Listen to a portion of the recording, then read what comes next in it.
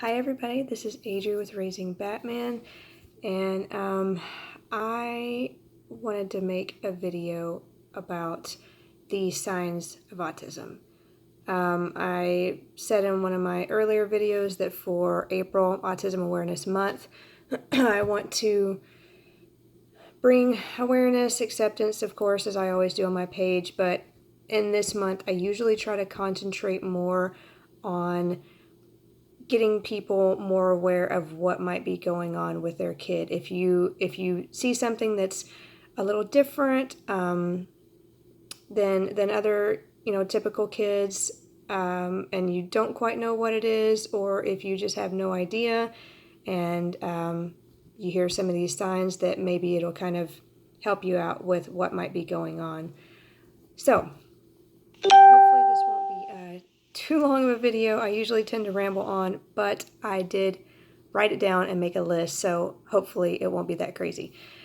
Okay, so some of these I noticed in Gage when he was younger, and some of these Gage didn't do at all, still doesn't. So this is not going to be for every kid, and it's not if your kid does one of these things, they're probably autistic. This is more of a list of some of the symptoms of people that, it's a very wide spectrum that they do. And if you find yourself checking off like maybe 4 or 5 of these things and not just 1 or 2 of them, you might want to go talk to your pediatrician. And I am not a therapist. I'm not a diagnostician. This is information that is out there on the internet. And stuff, like I said, that I have noticed with my son. I've gone through several different evaluations, and what they have out there is a DSM-5 for diagnosing kids. So I've been through this several times. I know all the questions they ask. I know what the red flags are and the signs. So I'll start with probably the first thing I noticed with Gage was, number 1, not answering to his name, not responding to sounds. He was pretty young at this point. He was probably about 9-10 months, and I would be behind him and call his name. I'd clap my hands. I'd, have a loud toy. I'd get no response. You can always check to see if it is a hearing problem, and that's the first thing I did with him, to see if it was a hearing problem. It was. He did have a lot of ear infections and fluid behind his eardrums, but we got that fixed, and the original problem didn't change. So, second thing is a speech delay. He was not talking. They say they should be babbling by 12 months. They should be using single words by 16 months. They should be saying phrases by 24 months. He was still, I went to several different pediatricians, and even by the time he was 2, he still had no words. And another thing I went to the pediatrician for that I thought was kind of strange was losing skills. If your kid does do some certain things and certain milestones and they lose them later on, that can be a red flag as well. The fourth one is no eye contact. Even as a baby, I didn't notice it because he was my first child and I didn't really know what autism was, but looking back on it, definitely, he didn't have very much eye contact at all, even as a baby. The only way I could really get him to smile is if I did like real physical things like tickling him, or just kind of rolling him around and playing with him, things like that, and that's what would make him laugh and smile. Versus most babies, you can around about 6 months, you can look at them and smile, and they should smile back. He never did that. So that brings me to my next one. Number 5 is not engaging socially. Like I said, about 6 months, they should be smiling at you. When they get a little bit older, they should be gesturing, pointing, showing you items, like bringing you toys to show you, whether they're talking or not. Most kids will bring you items to show you things. He never did that. He was always kind of playing by himself. Emotional response. That's one thing I noticed with Gage as well. Like I have, Gage is 6 years old, and I also have a neurotypical 3-year-old daughter. Even when she was younger, say for example, if I hurt myself, if I was crying, things like that, my daughter would come up to me and just kind of look at me and be sad for me when I was crying. Gage never did that. You could try that, fake crying in front of him, just, cover your face and do that and see what kind of response you get, because Gage never even noticed. Never seemed to notice tone of voice, like my tone of voice, my facial expressions, my body language. Most kids will pick up on that. It's just all those social cues that he never picked up on. Like if I ever got upset or anything like that, he didn't really notice. And just not engaging, not coming up to you, not, like I said, showing you things. And then that brings me to my next one, number 6, non-appropriate play, where they don't pretend play. Like I used to try to sit down and do pretend play with Gage, and he didn't really engage with that. And non-appropriate play, as in, for example, he really likes cars, but instead of driving them around and kind of, making them stop and go and things like that, he would turn them over and spin the wheels and just watch the wheels spin. Or he would throw them, or just make them kind of crash by throwing them up in the air and watching them fall. Things like that. And that is a sensory thing. He likes to watch it fall. Which brings me to my next one, number 7, sensory issues, which can be presented in a lot of different ways. Gage, when he was younger, did not like to be touched. He didn't like me hugging him. He didn't like me kissing on him, anything like that. He always pushed me away. And I thought, he's very, very active. He was a very busy boy, and I just thought, I'm too busy, Mom. Get away from me. When really it was a sensory issue. He didn't like the feeling of being touched or hugged. They could show it in their clothes. If they don't like a certain material of clothes, or like they don't like their socks, they don't like wearing shoes, if it's a huge meltdown to get them to wear certain fabrics, things like that. They could be very fussy in public.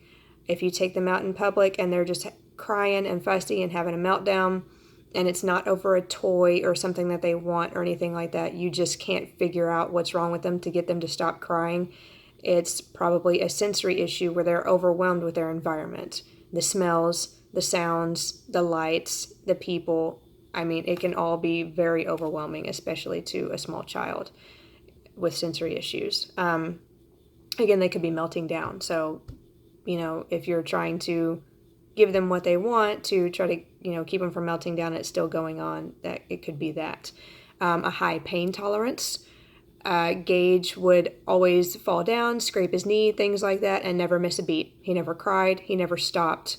He'd be bleeding, and I'm like, "Oh, are you okay?" And he's like, still just kind of pushed me away, like, "Get away from me," and, kept playing and going on. So that could be a big sign of what they call, there's hyposensitivity and hypersensitivity. Hypersensitivity, they would be overly sensitive to things like that. And hypo, it'd be like him, where he doesn't hardly notice. One thing, the next thing could be normal in some kids, but to a certain extent, separation anxiety. Most kids at a certain age do go through a separation anxiety stage, and they don't want to be away from mom or dad or caregiver or whoever it is. But Gage was extreme with it.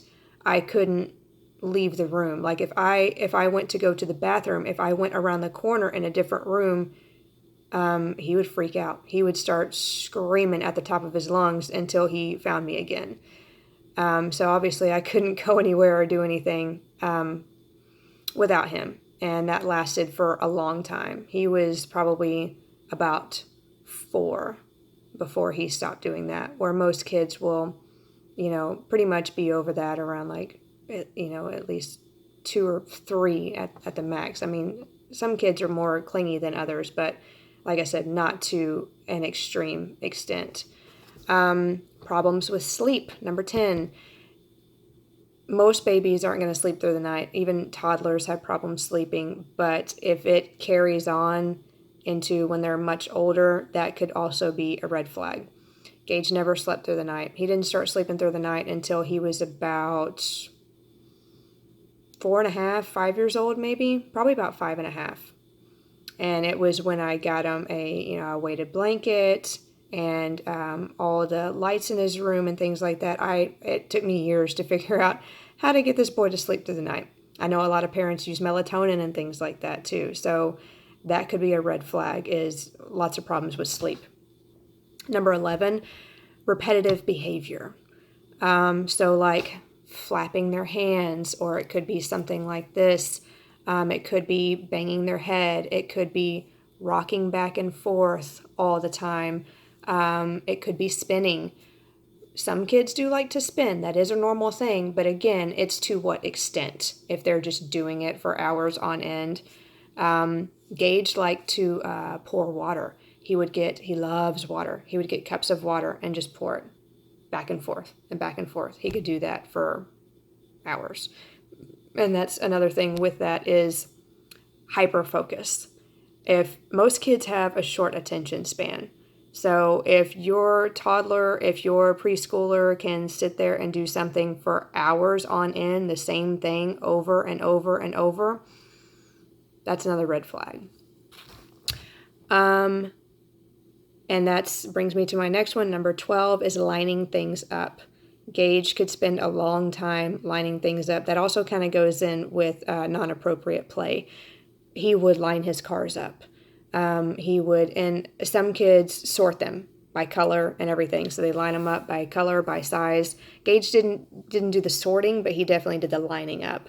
So it could be anything. I mean, I know he used to play in our Tupperware cabinet too, and let him play with all the Tupperware bins and things like that. And he would line up the lids. Just anything he was playing with, he would line them up. And also with the non-appropriate play, he would play with things that weren't really toys that most kids, wouldn't play with. And the toys that I got for him, he didn't really play with. So, number 13 is walking on their tiptoes. Gage never really did that, but a lot of kids do. And, some kids will do it every now and again. They'll kind of grow out of it. They don't do it a lot. Again, it's how much they're doing it. Number 14 is routine changes. Gage still has problems with this, transitioning, changes in routine. I remember when he was younger, I thought he was so smart, and it was such a good thing that one day I went a different way home from picking him up from school because there was traffic, and he had a huge meltdown about it. And I was like, wow, he knows our way home. He knows how to get home. He knows which way I go and everything. He's, pretty smart. And I go to tell his therapist about that, and she's kind of like, that's kind of a red flag. It's a change in routine. And they have huge meltdowns about it. If they go to the doctor one day instead of going to school, that's where visual schedules come in that are very, very helpful, and social stories and things like that to prepare them for the routine change that's about to happen. Number 15 is lack of awareness of danger, or being a runner. Gage was definitely a runner, still does it sometimes. Lack of awareness of danger, he will run straight out into traffic. You hear about kids drowning all the time, going towards water. A lot of kids love water. So that can definitely be a red flag, because most of your typical kids will just kind of sense that danger, or at least stop when you're, whenever you're running after them and telling them to stop and don't run in the street. Gage will just keep on going. Where my daughter, she'll kind of see that I'm freaking out and she'll stop. Number 16 is attachment to objects. That can kind of go into non-appropriate play as well, because like I said, most things that were toys that he should have been playing with, he was getting attached to things that weren't toys. Some kids I've seen were pretty attached to spoons, and they would just carry spoons around. Gage likes leaves. He carries leaves around, rocks, things like that. It just depends. Every kid is different, but just things that, most kids will get attached to blankets or stuffed animals or things like that. And not other things like that. But I mean, it can go hand in hand. It does present different in girls too. That can be a red flag for girls if they are very, very attached to their stuffed animals, or, it does happen with boys too, where they want to bring 20 stuffed animals along everywhere they go. Again, it can be a typical thing, and it's just of, how much they're doing it. The last thing I'm going to say is hyperactivity. Now, Gage also has ADHD, but it does present a lot of times with autism as well as hyperactivity. And when I mean hyperactivity, I mean non-stop. Like, most kids can be hyper if they have too much sugar or whatever, but not constantly, not non-stop. I mean, he does not sit still. He cannot sit still and watch a movie. He cannot sit still and watch a TV show, even for 5 minutes.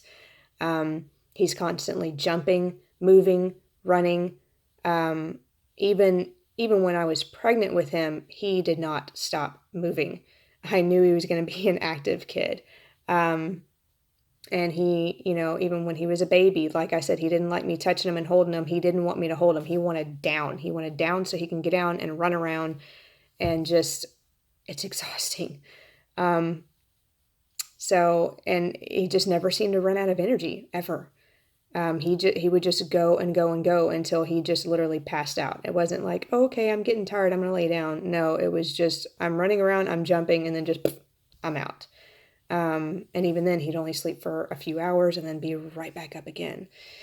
So that is another sign. I mean, there's other things like when they get older, not being potty trained and things like that could take them a lot longer. Gage did not get potty trained until he was 6.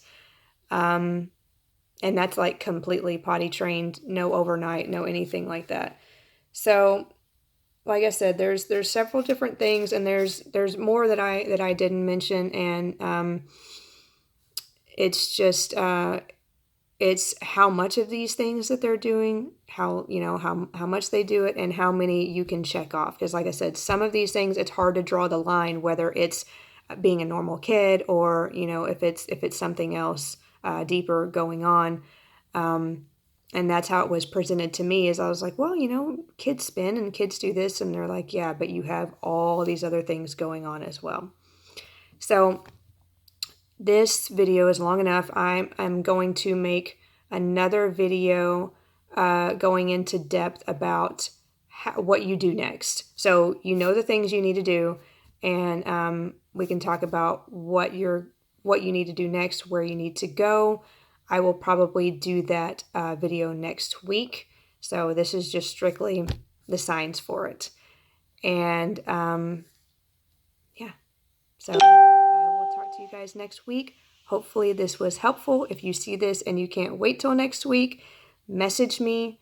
And I'm always here to help anytime I can. And yeah, just go check out this will be on YouTube, my Facebook, my Instagram. Obviously not on Instagram. This video is going to be too long for that, but go check out all my other sites, and I also have the DFW Autism Support Group, and we're getting more and more members in there. So we will have a support group coming up here pretty soon on the 23rd in Allen, Texas, and I will be speaking on that parent panel. So I hope you guys have a good night and have a good week, and I will be talking to you soon. Thanks.